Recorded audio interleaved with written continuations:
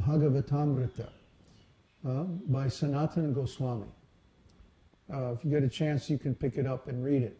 It's in the Vedabase, or at least the beginning of it is in the Vedabase. And it involves different devotees of Krishna and shows the type of relationships that they have with him. And the inhabitants of Vaikuntha are perfectly happy with a relationship based on awe and reverence and rules and regulations. They're perfectly happy with that. They think that's great. But we know there's actually a higher stage that's beyond rules and regulations and is on spontaneous love. See? So we're aiming for a higher platform of relationship with Krishna because that's our original constitutional position. These other devotees who are in a relationship of awe and veneration, that's their original constitutional position. Try to understand. Our eternal identity is in a particular rasa depending on our eternal relationship with the Lord. So we can't say to those devotees whose relationship is on awe and reverence that, oh no, you should go with conjugal love. See, that would not be proper because that's their eternal nature. We don't want to invalidate their ecstasy. That wouldn't be proper. See, so it's not like we don't go to Trivandrum or Tirupati and say to the servants of those deities, oh no, you should install Radha Krishna. See, we don't say like that. Because those people are in that particular lineage because that is their eternal identity. See? And if their eternal identity requires a different kind of teaching, well then they'll go into a different lineage in the next life or something. Krishna arranges things like that. Why are you encountering our school instead of some other school, some other lineage, some other sampradaya? Because your eternal identity, your eternal relationship is with Krishna in spontaneous love. That's what we teach. That's what Lord Chaitanya revealed. So, we don't try to convince people that, no, actually you should worship Radha Krishna. If they're into Vaikuntha consciousness, then that's where they go. That's fine.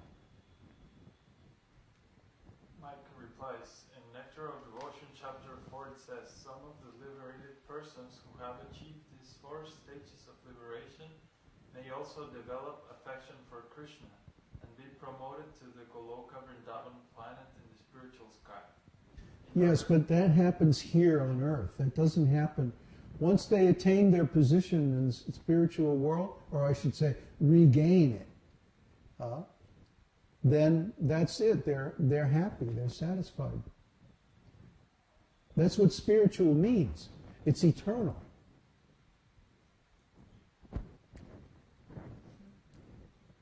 In other words, those who are already promoted to the Vaikuntha planets and who possess the 4 kinds of liberation may also sometimes develop affection for No. Krishna. Where is that stated? No. That's not what that means.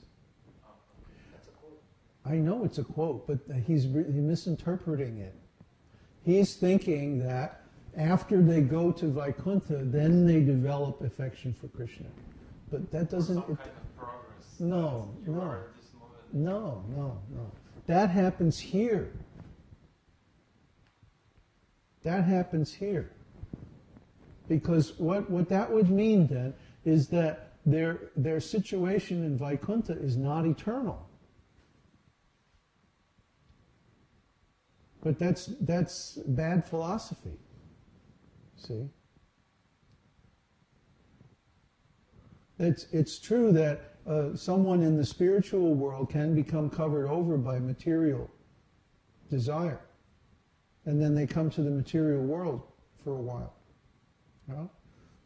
But then we have to uncover that original relationship so that they can go back to their eternal status. Okay? That's the process of devotional service. But that doesn't mean that eternal relationship can change. It doesn't change. One can have multiple eternal relationships with the Lord in multiple forms, but that's a different topic. No? All those forms are, or all those relationships are eternal. Could we say it can expand? Maybe it could expand. Yeah. But it doesn't change. That's the important point here. All those relationships are eternal. From my own experience, I can tell you it's possible to have multiple relationships with the Lord in different forms, in different abodes. But they're all eternal. They don't change. They're not subject to alterations. They're all in the same mood also? No, they can be in different moods. But I don't find any attraction to awe and reverence. I don't have any. I have zero attraction to awe and reverence. No, we don't. Where's that line? Okay, more question from Stephen Jennifer. Hey, haven't heard from you guys in a while. When a child has a reluctance to perform devotional service, is the best way to encourage them to lead by example and not push them to participate? Yeah, you can't push them. If you push them, and then devotional service becomes connected with some kind of discipline, that will ruin their mood. It will ruin their spontaneous attraction. We're trying to cultivate a spontaneous attraction. It's like when you build a fire. You can't make a fire burn artificially. The fire has to grow, and you have to give it the conditions that it needs to grow. So that maybe you have to blow on it, or maybe you have to put more sticks or something like that. But you can't artificially make a fire. In the same way, you can't artificially make somebody love Krishna. All you can do is give them your association. And if you have love for Krishna, then it'll naturally blossom in their hearts as well. That's a nice theory. I don't know anything about raising kids, so don't listen to me.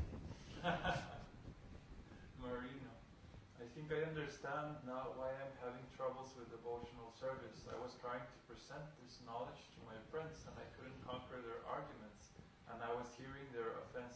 But I stayed with them and went back to material life. So what to do now? You stayed with them? What does that mean? He's hurt. Well, that's really sad. This is why we don't encourage people to preach to their family and friends. Because an interest in devotional service is a very rare quality. Usually only about 1 in 10,000 people, on the average, has an interest in spiritual life. So unless your family is very large, it's kind of doubtful that someone in your family or in your immediate circle of friends is going to be a candidate for a devotee. What you have to do, if you want to preach, is, well, we made the program on the site. You become the coordinator for, where are you at? Croatia? Or someplace. So that way, if anybody from your country comes to our site, see, we have a network that's far bigger than your network.